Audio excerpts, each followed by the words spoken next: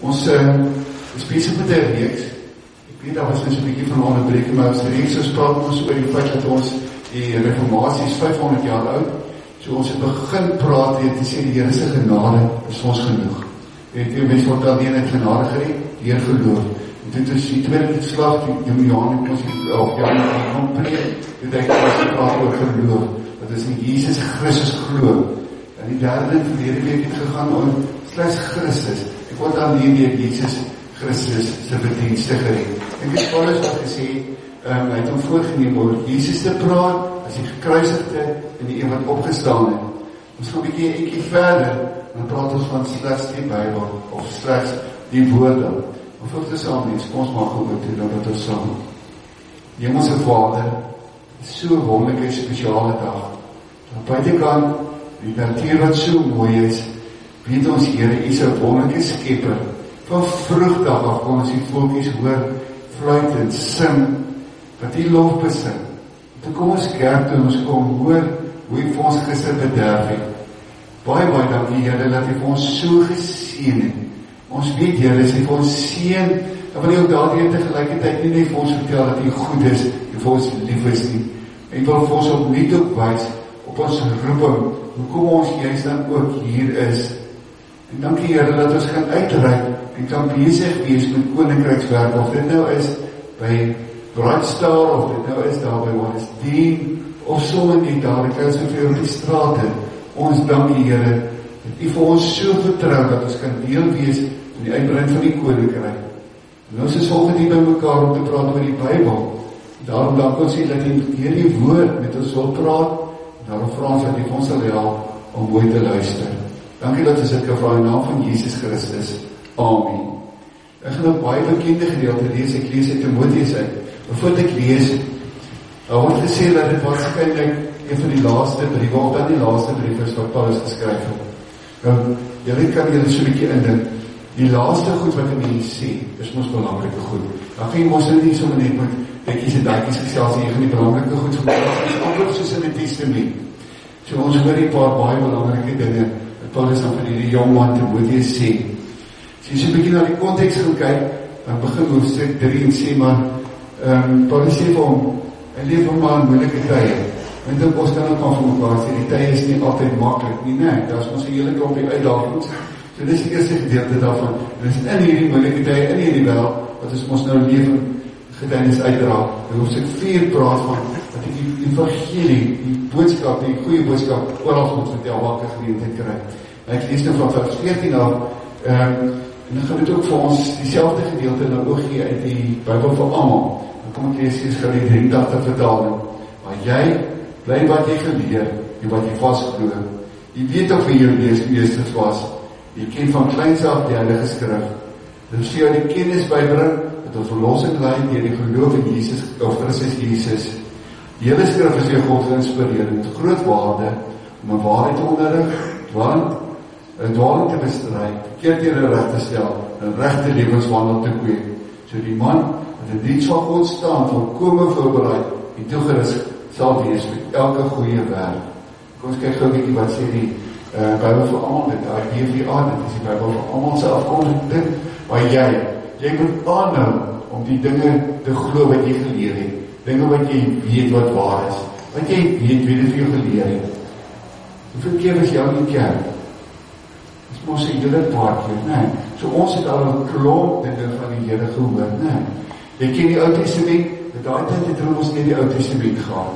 Die Nuwe Testament was nie so bevoorreg soos ons op die Nuwe Testament op die so sê, jy ken die Ou Testament, waarvan dat jy 'n kind was, jy daar het geleer dat die Here 'n mens red, as hy in Christus Jesus glo.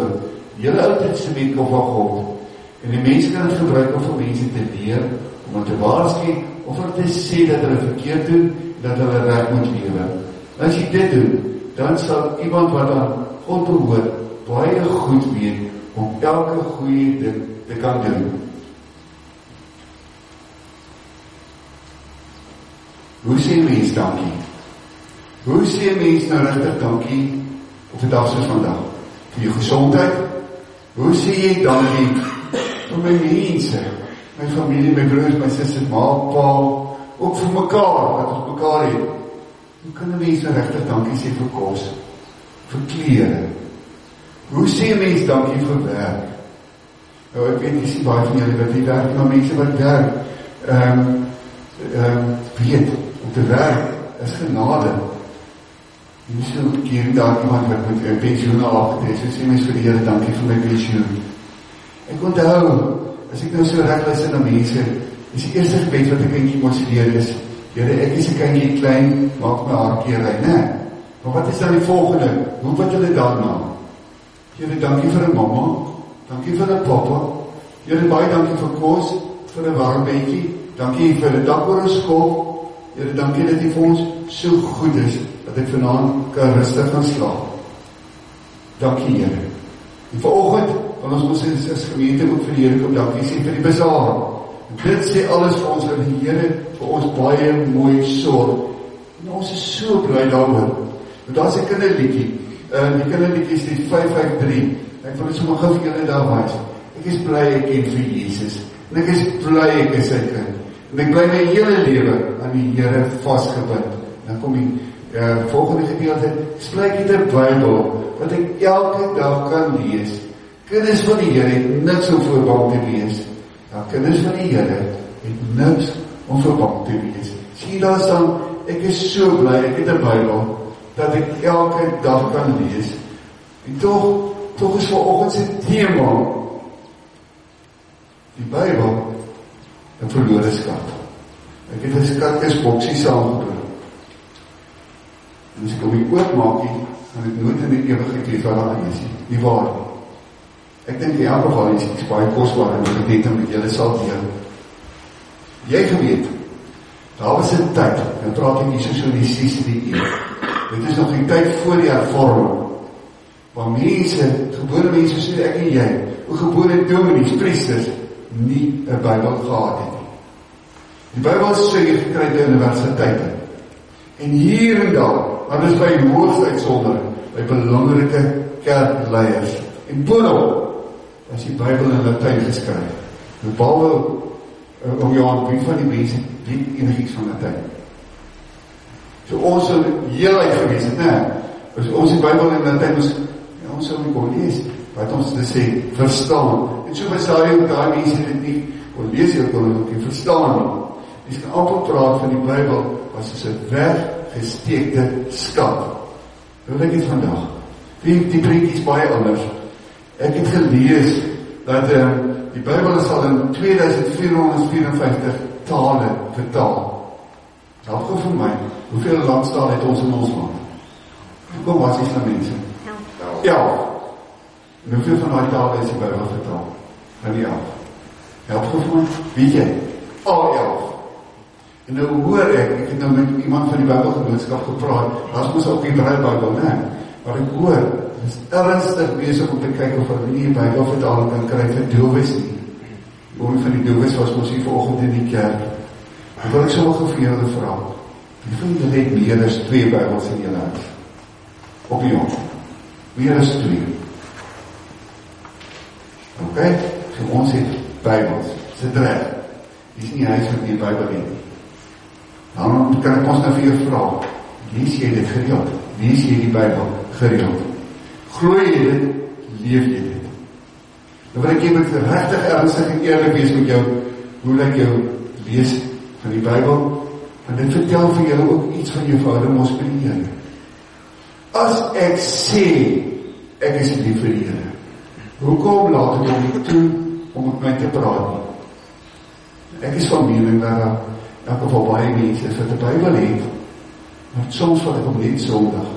Die res van die tyd lees ek hom nie regtig nie. Wat sê dit vir my verhouding met die Here? Hier die Bybel is nie sommer nie 'n boek.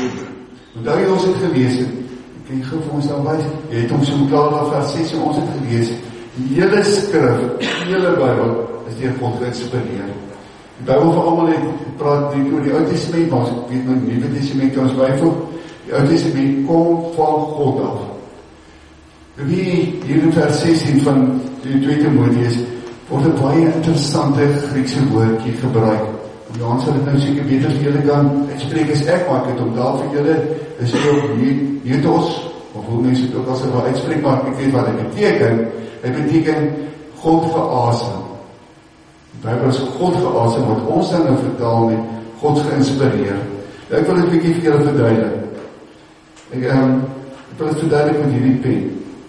Hierdie pen is vir my baie spesiaal. Dis die pen wat ek gebruik wanneer mense nou trou, dan teken dit, dis al waarvoor ek hom gebruik. Ek het hom destyds gekoop, toe my dogter die dag getrouwd, hulle was die eerste mense wat met hierdie pen getrouwd, of geteken het dan, toe hulle getrouwd is. Wie help God vir my, kan hierdie pen skryf. Wat denk jy? Jy sê nee, wat denk jy kan hy skryf? Glo jy so? Ok, hy kan nie skryf. Hoekom nie?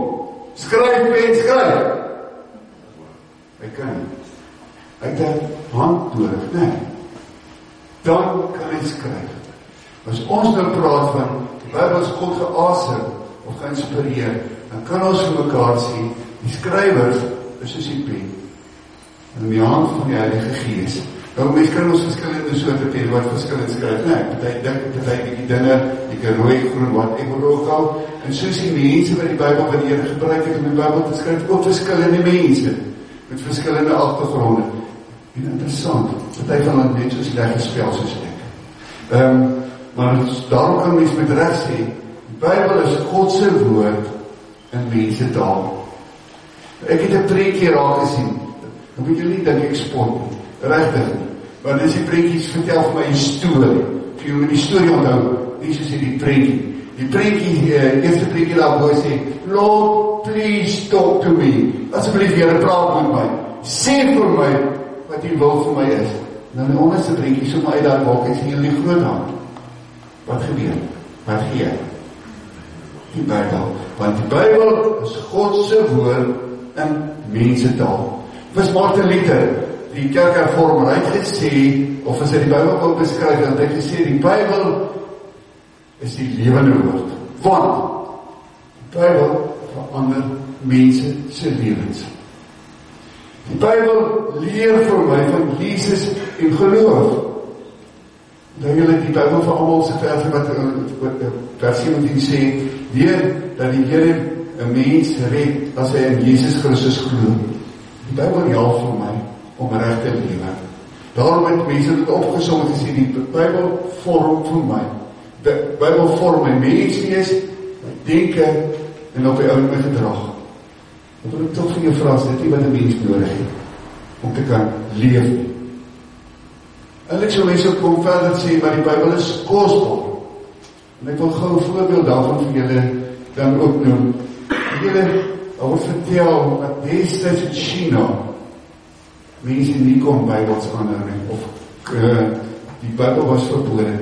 Mense het Bybels na China toe gesmokkel. Wie van julle het al broer Andrew se boeke gelees? Dis in die biblioteek, dis ou wat Bybels ingesmokkel het, nou nie soos in China aan ander plekke. So die Bybels ingesmokkel, omdat dit was verbode, jy mag nie Bybel gelees het in die land nie. En toch het die mense toch Bybels deurgevat. Ek wil vir julle YouTube wys as dit moontlik is te kyk. Het is, wat gebeur, wat was hulle reaksie, die Chinese se reaksie toe hulle die Bybel gekry het? Wow! En jy luister wat Bybel gelees het? Ek dink so, het sal my niet gesoen het. En ek het baie oortuig daarvan dat hulle dit ook so geleef het. Nee. Ek praat met een van die vroukies wat hier by Bybelgenootskap werk, wat in ons gemeente is. Sy vertel vir my, die wonderlike ding is, dat ons Bybel, die meeste van ons Bybels wat die Bybelgenootskap in elk geval gedruk word in China gedruk. Jy het geweet. Daai plek wat ons nou van geweet, sien het al, dat destyds nie wettig was om 'n Bybel te hê. Weet jy hoeveel Bybels word in die jaar gedruk? Karen vertel vir my so rondom 40 miljoen per jaar. Maar dit is nie die wonderlike ding nie. Die wonderlike ding kom nou. 75%, so mense kan nou 'n bietjie sommetjies maak, het is hier rondom by 30 miljoen. Van daai Bybels word versprei waar? In China. Mens voel amper is om te sing, how great is our God. Sing with me, how great is our God. En jy het net nou gesê, ons het meer as 2 Bybels in die huis. Is dit reg? Wil ek sommer vir jou vra, ek weet al vir jou gevra, die is jou Bybel. Want sien, die gevaar is, dat ek 'n Bybel kan hê, soos hierdie nuwe skatkis het, en dan nie oopmaak nie, en dan nie lees nie, dan is daai volgende prentjie waarvan. Amper soos 'n 5 persoon. Ek het gesê, ek het iets spesiaals hierso. 2 dinge hier. Ek het 2 Bybels. Hierdie, gee mooi kyk, is die Bybel wat weeskant het gehou het. Klein Bybelkie. Dit was allemaal nie my vrou se oupa se Bybel. Ek kom in die Tweede Wêreldoorlog uit. Hy in die Tweede Wêreldoorlog was hy gestasioneerd in Italië. Jy het ons al gehoor van mense wat sê, het is geskied en dat die kon nie deurgegaan, nie omdat het weeskant hy oud was. En hulle die Bybel gekry om wat hy maar mee te maak, koolste keer. Ek dink hierso. Dink hy die Bybel gekry, moet te lees, en te leef, en te weet, God is elke dag saam met my. Ander Bybel het ek by Dr. Carstens geskool, wat ek weer gaan teruggeef. Ja, nee, dis die Kosa Bybel. Want ons Bybel is ons vertaal in al 11 tale. Die gevaar is, dat ek die Bybel kan hê, om nie lees nie, en dat hy geen invloed op my lewe. Ja, ons is so bekommerd oor die gerugte dat godsdienstake in die skole gaan verdwyn. Maar wat van godsdienst in die huis?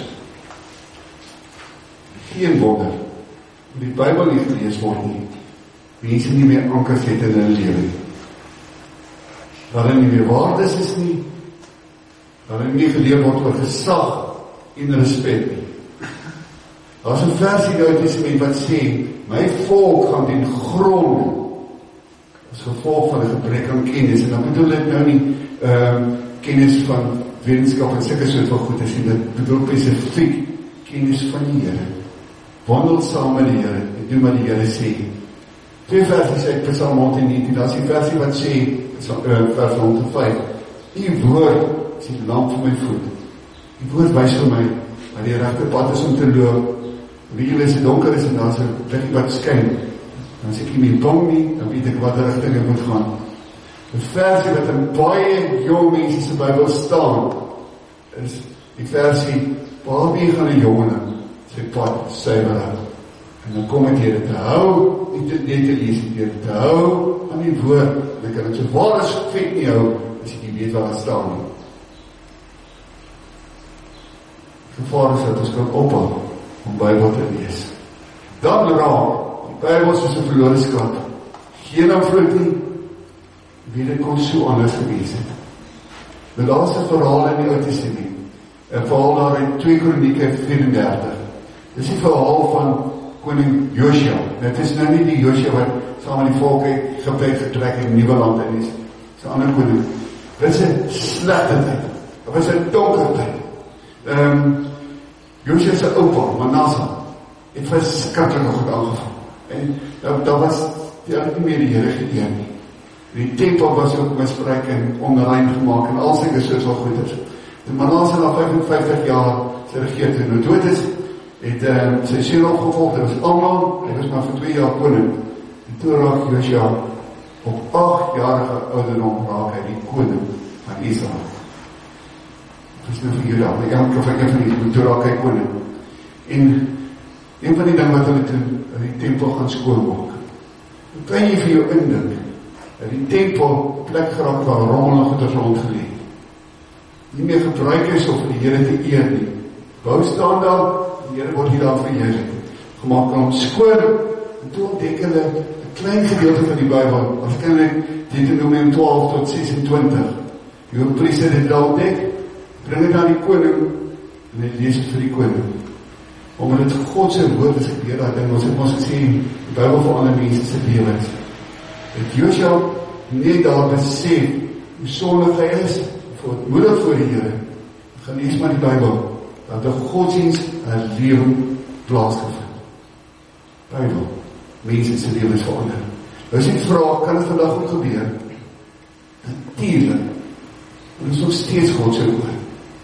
Wat vraag is van jou woord? Interessant, nie baie.